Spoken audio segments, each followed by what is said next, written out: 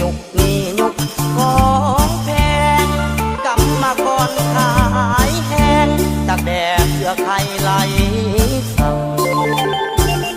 เอาเงินอยู่ใสมาซื้อใจคนงามคนหาเศร้ากินคำเห็นใจแน่นาความจนเสียใจเขาลืมไหลหาเก่ามีคุณลูกห้วยรอเรามาขอน้องเจ้าแต่งงาน